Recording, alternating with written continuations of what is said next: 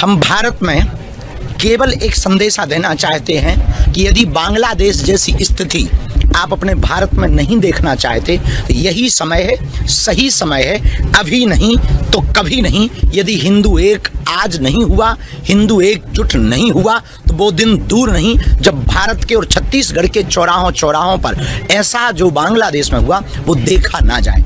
कांकेर की स्थिति पर भी हम कहना चाहेंगे, जो हुआ अच्छा नहीं हुआ, पर हिंदुओं ने एकता दिखाई, उसके लिए समस्त हिंदुओं को साधुवाद, धन्यवाद। पूरे छत्तीसगढ़ में शांति हो, छत्तीसगढ़ में उन्नति हो, भारत विश्व गुरु बने। और जब तक भारत हिंदू राष्ट्र नहीं हो जाएगा हम यात्राएं करते रहेंगे। छत्तीसगढ़ की यात्रा उधार है। धर्मांतरण का मुद्दा लगातार छत्तीसगढ़ में, आपने कांकेर का जिक्र किया, कल छत्तीसगढ़ बंद भी था और धर्मांतरण को लेकर काफी दिक्कतें हो रही। पहले बस्तर और सरगुजा संभाग में सीमित था, अब शहरी क्षेत्रों में भी धर्मांतरण। भारत में कैंसर से ज्यादा खतरनाक मतांतरण और धर्मांतरण है। इसके लिए समस्त सनातनी और हिंदू परंपरा के लोग कार्य कर रहे हैं, हम भी करेंगे। वह एकजुटता जब तक धर्मांतरण के 3 कारण हैं: अशिक्षा, अंधविश्वास, आर्थिक तंगी। तो जो समृद्ध हिंदू हैं उन्हें तीनों सिद्धांतों से हिंदुओं को पुष्ट करना पड़ेगा। जो बहुत समृद्ध हिंदू हैं, जो निम्न हिंदू हैं, जिनकी आर्थिक तंगी है, वो धर्मांतरण के प्रति बहुत जल्दी लालच में आ जाते हैं।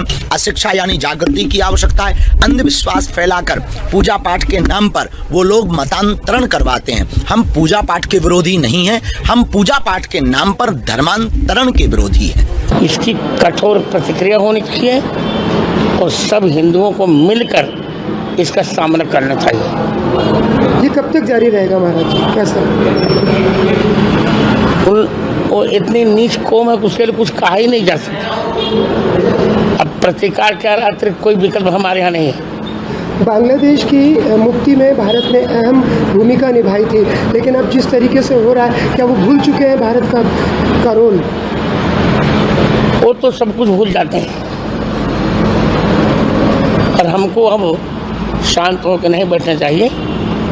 सभी हिंदुओं को इकट्ठा होकर इस अत्याचार का बर्बरतापूर्वक बदला लेना चाहिए।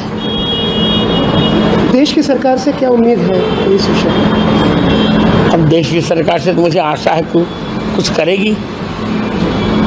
पश्चिम बंगाल में भी हुमायूं कबीर अब बाबरी मस्जिद के नाम से एक मस्जिद बना रहे हैं। वो संभव नहीं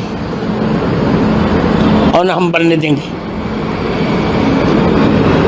पश्चिम बंगाल में भी हिंदुओं पर बीच बीच में अत्याचार होते हैं, लेकिन वहाँ की जो मुख्यमंत्री है वो उसको गंभीरता से नहीं लेती, क्योंकि वो नाम के हिंदू हैं।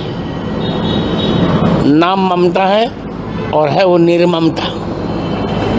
महाराज जी, इंद्रेश जी ने हाल ही में कहा है कि आज के जो यादव हैं वो भगवान कृष्ण के वंशी नहीं है। क्या सच्चाई है, क्या कहें? मैं इंद्रेश की बात पर कोई टिप्पणी नहीं करूँगा, जाने दीजिए। यूपी में ब्राह्मण विधायक अब अलग अलग बैठकें कर रहे हैं। उनका कहना है कि उनकी आवाज़ दबाई जा रही है यूपी में। हाँ, करना चाहिए।